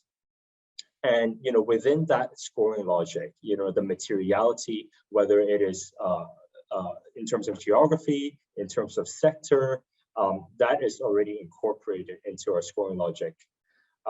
And so, you know, portfolio managers are able to see, you know, any adverse impacts. So there are specific indicators within adverse impacts that we monitor. Carbon footprint is definitely one of them. And then the overall ESG sort of risk and by sector, so on and so forth. That is also available. Now, I'll just transition a little bit into our broader, proprietary methodology as to how we look at ESG. So what I mentioned previously is relevant to all of our asset under management, but specifically for our sustainable strategies, we do have a proprietary scoring methodology. And for that, we utilize a diversity of data providers. So I'm sure many of us can appreciate that, data coverage, and data availability in general is still not at an ideal state at this point. So we try to compensate for that by using a diversity of data providers. So in total, right, we utilize data from 10 different data providers. And then just going back to our scoring methodology, using different data sources, we also have our own internal framework, depending on the materiality of issues, to really do a scoring. And then, besides just using this external data, there's also a human element to it, where our research analysts will look at specific cases to do a human review, where needed. So that is essentially our scoring methodology. And then it is also further complemented by our other research functions. For example, grassroots, which I mentioned earlier. Got it. I mean, that actually already answers one of the questions that we got from the audience, which was around why is there such a significant team? Why don't you fully rely on one ESG rating from an MSCI, from a Moody's? But Aaron, in my view, definitely there is the divergence and the different needs and backgrounds for divergence in scope, in the methodology, in the measurement, in the weighting. I think that answers one question already. I mean, while we're at it anyway, another question we had from the audience, I'm mingling question for myself in the audience, was so we understand the due diligence process behind green sustainable bonds, but what about KPIs behind some of the social bonds? Either Jonathan or Juliette could to hear your view to address this from the audience. Social bonds, and it's probably, how do you tackle that? Yeah, I can start, and Jonathan, of course. So there's some guidelines, which is good. It's like the ICMA social bond principle give us some guidelines about how, to address and assess social bonds. You've got one unique component when you speak about social bonds, which is in addition to the KPIs or to the eligibility type of projects that can be financed, there's as well one unique aspect, which is the targeted population. So you cannot issue a social bond if you don't target a targeted vulnerable population. It's quite, it's quite wide, and again, nothing is mandatory. But I think, Jonathan, you could comment on what investor can expect in terms of population. But we do expect, if it's a social bonds, I think COVID bonds were a little bit an exception, but classically, social bond, I mentioned, for example, gender equality. So it was a targeted population of women. We do a lot of a second party opinion for, SME led by women, by empowering some specific population in remote country. It could be giving access to essential services such as housing, education, but as well, just water. So it really has to be well defined and detailed. Then, of course, the issues about social, it's reporting and quantifying data. And of course, we've got a lot of data regarding health and safety. If you we can as well quite well measure, the labor law in each region and how, these social projects or social could be aligned with that. But reporting, for example, on social rights data, they don't really exist. So he has to be, that's why we are using really general benchmark. It could be ILO international, ILO directives. It could be, you know, of course, the UN SDG are really good there to support, you know, some specific KPIs or development. So there's no one general answer, but I will say that the two key components are to be as detailed and clear, even if it's not quantified, but it has to be really detailed. And secondly, what is your targeted population? And you have to really loop in the two to be able to have an assessment and to qualify for social bonds. Thanks for sharing. That's very useful. Right. Yeah. Thank you, Latman and Juliet. You know, maybe I'll come from it at a, you know, what I see are the challenges. And as an investor, what is our wish list in terms of, you know, looking at the sustainable bonds market? I would say that in general, social issues are much harder to quantify.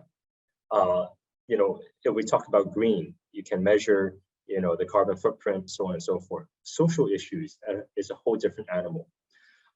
And I would say that another layer of complexity is that, you know, social issues, key social issues are maybe different, you know, depending on the geography we're talking about, depending on the market we're talking about, depending on the local context. Different areas have different, you know, key social issues. So this is just one area of complexity where we see. And, you know, just going back to social bonds specifically, I think the challenge is, yes, how do we sort of really quantify the impact of social bonds? You know, Juliet mentioned a little bit about the metrics. And I think specifically annual reporting. Annual reporting is expected from social bond issuers or sustainable issuers in general, right? But the quality of annual reporting from bond issuers, I would say, is very diverse, varies a lot. And the diversity of the quality, the diversity of the metrics that are used to report, I think that makes it very difficult for us to have comparability and to have any in-depth analysis. So I would say that for social bonds, social issues, if we can somehow improve the reporting, first of all, to have a report in the first place, annual reporting, and then to improve the comparability of the metrics, I think that would be very important. Got it. No, thanks for that. On the reporting part, I mean, I'm reading a lot of ESG sustainability reports. Some are focused on based on TCFD or on in Hong Kong, the Hong Kong Exchange requirements. How can we, as a as an investor, through these public disclosures, what can we do, Juliet, to avoid getting green, avoid green and social washing? Is there anything we can do other than I can go to rating agencies like yourself, find a score, I can read the disclosures report from the reports from the listed company. Is there anything, what would you suggest us to do to not fall into any greenwashing or social washing scheme, so to say? So first of all, there's no one magic solution, and it has to be a collective work, because when you speak about sustainable finance or ESG disclosure, you know, it's not coming only from the issuer itself or the investor. So I think all these stakeholders need to be involved. And if you do focus on sustainable finance, it has to be the issuers to commit to improve its reporting or to his commitment in terms of performance and ambition. He has to be as well green advisor, you know, to be sure that they advise the proper way the issuers and make sure that they don't, you know, they push them towards best practices and so on. It's of course external providers.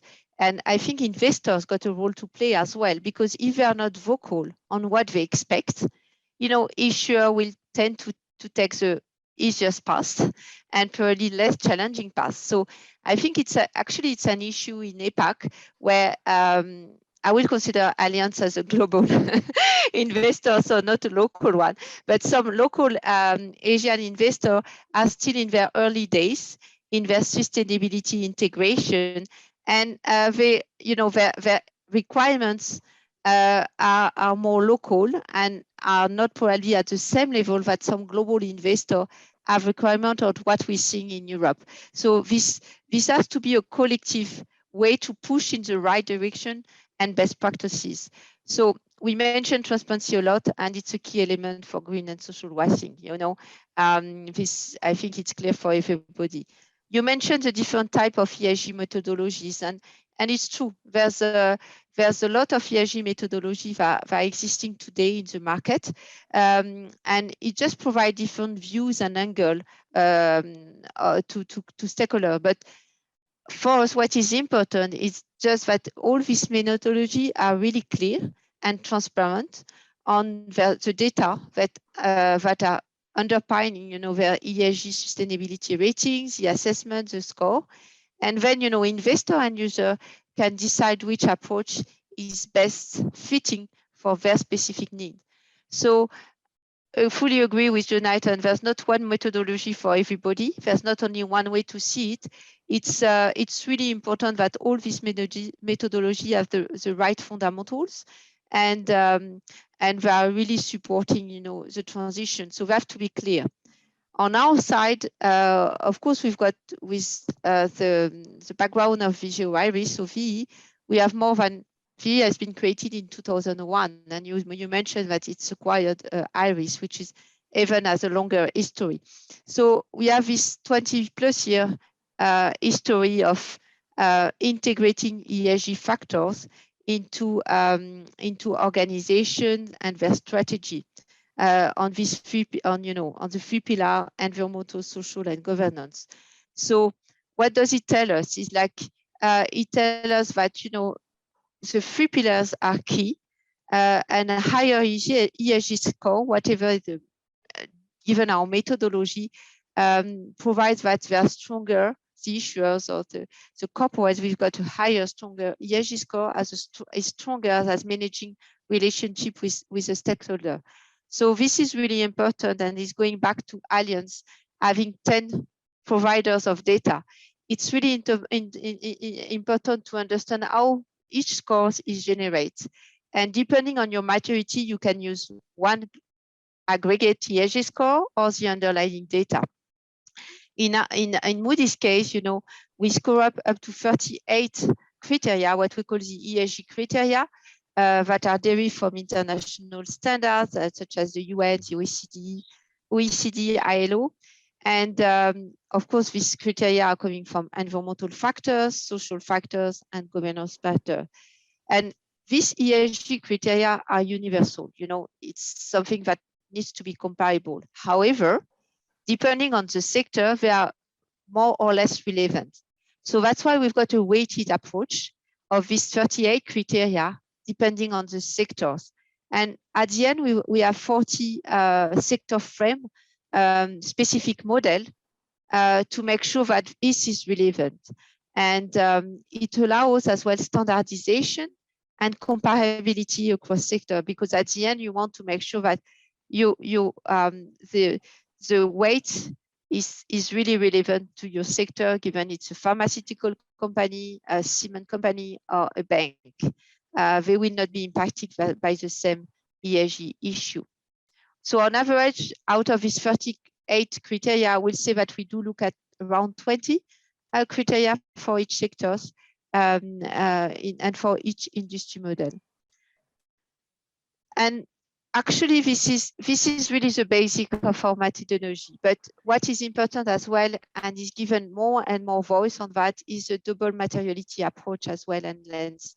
Because it's important to consider not only how these ESG issues affect the company itself, but with its financial return, potential ESG risk, and so on, but how it does affect its environment and in which it operates. So the double materiality lens is really to capture the dynamic nature of the materiality and how the sustainability issues evolve into to more financial risk. And what we can say, if there's a missing at the beginning in ESG data, it will probably lead, this could be called greenwashing, but at the end, it will lead to a probably financial disaster or financial negative evolutions. So this is why it's so important to be able to integrate all these factors, I will say. So again, I think investors got different ways to integrate that in their portfolio to make sure that their portfolio, is well screened and it's aligned with what they want to do. But Jonathan mentioned that as well, that each investor will have a different investment style and investment objective as well. So we need to our role as a data provider and providing ESG assessment is to provide all the tools that investor will need for their unique investment policy.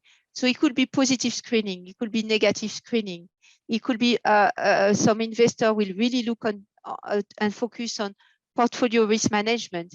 In this case, they need a mapping about a credit materiality mapping and how it will impact their risk management. It can be, having an investor focusing mostly on label bonds, blue bonds, whatever. So in this case, yes, the importance to make sure they don't, there's no green or social washing, is to make sure that, the assessment is well done and it's aligned with the best standards. So really our role is to provide all these guide, all these tools so investor can have all the right support to do their own screening and achieve their investment objective. There were some forward-looking tools as well that we are developing because, again, this is, each tool has to develop and to be developed according to the technology that we've got today. We didn't have like 5-10 years ago. And as well, the new data, as we are pushing and regulators are pushing more and more for data, we've got more data to use, which is really positive, but we still have gaps. So for example, if we speak about temperature alignment, this is key. If we speak about transition pathway, we developed a solution and data set of temperature alignment that enable corporates, that details, the degree to which a corporate emission targets align with the global temperature rise benchmark. So for the investor to have this data set, it will help. It's a way to screen their portfolio and to decide, what is their targeted objective of the portfolio. Is it a temperature alignment one for climate one or not? So this is the solution. Another example, and is coming back to the gap in ESG data, I will say, and reporting, is a score predictor that has been developed, and it's really based on AI technology that provide an ESG rating for proxy. So it's a proxy ESG rating, but it's forward-looking, and it's enable investor with a large portfolio of private companies, smaller company, to get an indication of where their portfolio stand. So it's something that can be developed only if you've got the right tool and the right technology as well. Thanks for sharing. I definitely see more discussions in the market, how you use emerging technology, fintech, to get the data at the source, how you distribute the data, maybe through blockchain, how you analyze the data through AI and big data. We got different things out there. There have still been many questions that we're getting. I'll pick up some of them, and some of them were actually already addressed by Juliette. One question was around, does TCFD as a reporting framework help to build ESG integrity? I think the answer to that, as Juliette was saying, is as we build more transparency, as we understand more of companies, what they are really doing to move the needle, yes, we will build that. I think, Jonathan, there was a question in the audience that was actually talking. I'm not sure if I fully agree. They said, how do we balance investors' long and short-term investments return expectation, assuming that ESG focused companies perform less well?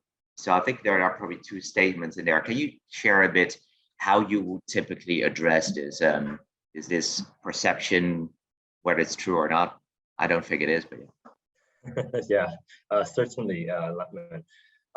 Well, yes, I think there is a common conception that maybe ESG may negatively impact financial performance. Now, I don't think that is always the case. And, you know, I don't want to say that I absolutely agree or disagree. You know, it really is a very case-by-case sort of scenario. But, you know, I will mention just one study. I believe at the beginning of this year, MSCI released a study looking at the MSCI All World Index, its performance, and how that performance compares with MSCI's sustainable indices. And from that study, we saw that, you know, whether it's from a 1-year span, 3-year span, or a 5-year span, the sustainable indices outperform the All World Index. So, you know, that is just one case where it sort of debunks, you know, that conception. But again, it really is a case-by-case sort of scenario. And I would also mention, you know, just our conviction, right?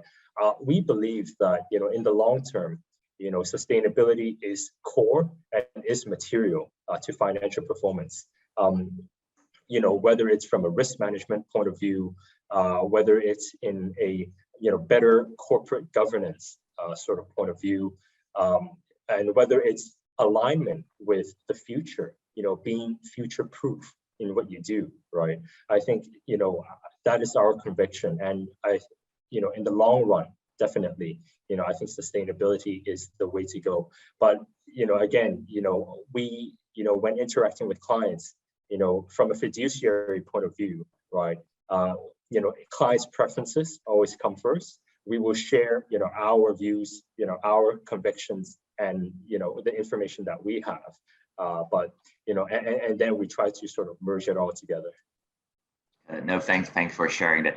And I think also as companies disclose more through their reports, some people, some lawyers that have been talking in the market are talking about maybe there will be more ESG litigation in the future. Are you really doing what you're doing?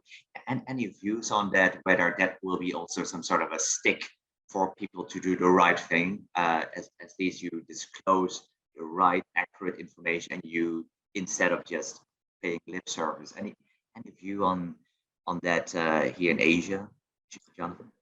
Right, thank you, Latman. And I think this also is related to, you know, some of the points that we discussed earlier, right? For example, if a company is just getting started in their sustainability journey, what do? Should they not disclose? Should they, you know, greenwash or whatever, right? There may be a temptation to greenwash in some cases if their performance is not that good. But, you know, our point of view would be just be honest, be transparent, and disclose what you're doing right now. It's okay if you're still starting out early, because, you know, from an investment point of view, obviously, you know, we will look at the ESG performance of, you know, issuers and companies for sure.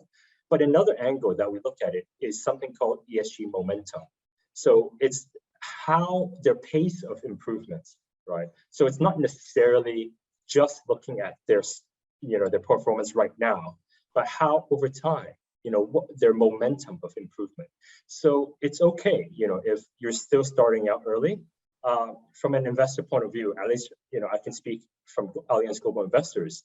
Your momentum is something that we look at and we will value, and, you know, we will give credit to. Yeah, so just get started, and, you know, and be transparent. That would be, you know, sort of, you know, our point of view. Thanks for sharing that. Yet another question from the audience, a bit related to this, was what about biotech companies that are still in a development stage? You might not have the full suite of answers to put in their ESG report, but I guess you already answered that, put in as much as possible in an honest way, I guess. I often talk with some of your customers, like banks or insurers. They have their trading group, they have their portfolio of investments. Can you walk us through, so that we get some best practices? Can you walk us through how how would they go through their portfolio? Do they do something similar to yourself? Buy 10 different data sources, do their own analysis? What do you see in the markets that banks and insurers are doing? I'm curious what your thoughts are, Jonathan. Sure, thanks, Lachlan. Well, yeah, as you rightly mentioned, we have a lot of clients that we service, the asset owners that you mentioned, and they, each client would have their own way to do their own ESG assessments. So, and it is very diverse. It can depend on the market that they're operating in, because that would correspond with local regulations, so on and so forth. But, I would just say that, because of that dynamic, right, then it is all the more important for us as investors also to be very transparent in our methodology, because, that we will need to feed that information back to asset owners and our clients as well. And just going back to the general picture, right, I think ensuring ESG integrity, transparency is something that will require contribution from all players. Corporates, I mentioned, Juliet mentioned, banks that are advising issuers, definitely.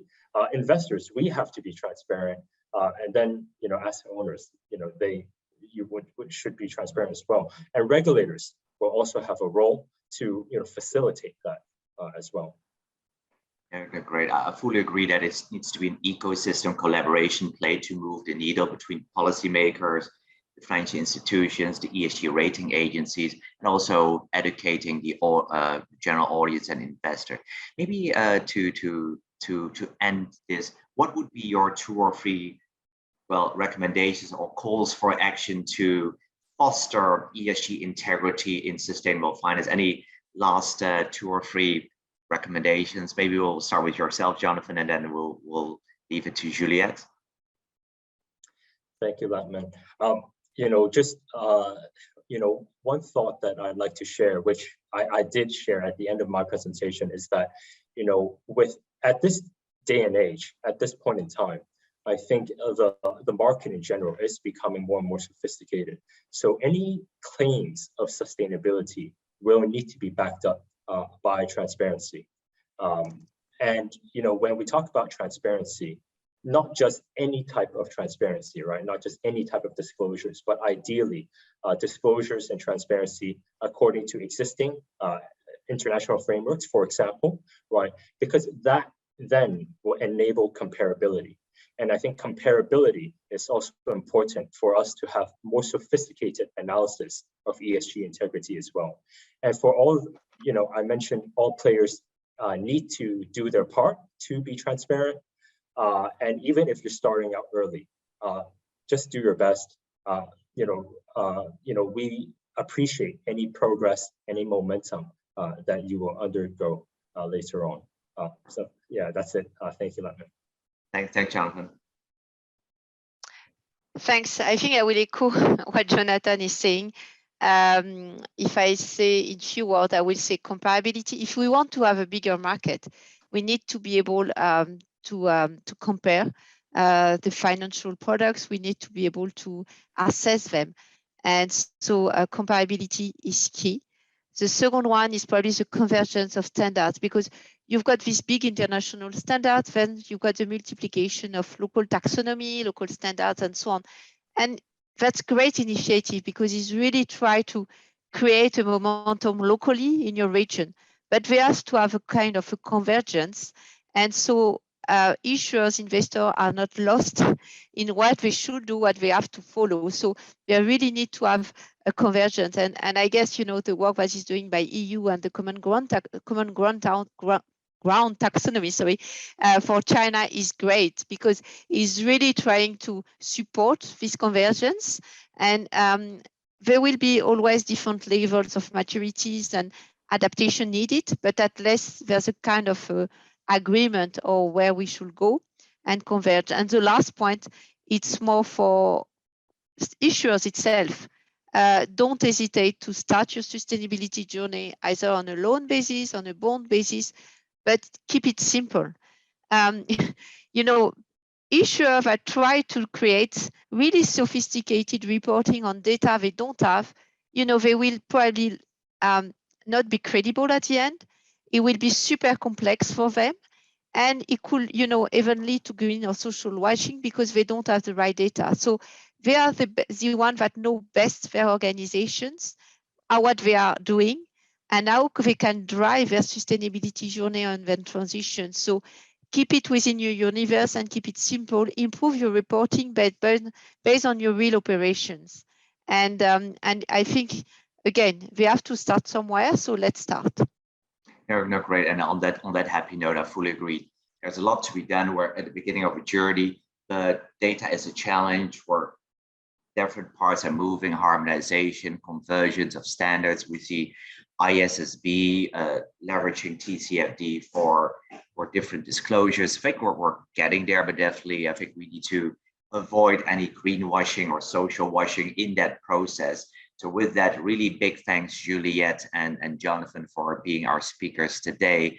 For me, it was very insightful. We touched many topics, and there were many questions from the audience, and there probably will be many more. So for the audience, if you need anything, you can probably link in Juliette or Jonathan for further questions. But there's a lot to be done. And with that, I hand over back to Professor Wu. Thank you, Professor Lee. Thank our industrial speakers. I learned a lot personally. So ESG integrity is a very hot and timely issue, not only for industry, but also for academia as well. We are doing research on that issue and try to find what is reliable and accurate measurement of ESG issue and how market evaluate. So thank you all again. I would like to thank the Lebman, Professor Lee, to organizing their speech, and also would like to thank our collaboration organization, Hong Kong IRA. So Carlo for the logistics as well. As Lebman mentioned, we will have our 11 and 12 past seminars, maybe in the next few months. And at the end of the year, we will have our big annual conference, right? Welcome all of you to join our conference. At the same time, if you have any thoughts and idea, so please share with us. Thank you all again for attending our seminar. So this concludes our past 10th seminar today. Look forward to see you all again in the near future. Take care and have a nice day. Thank you. Thank you. Thanks, bye.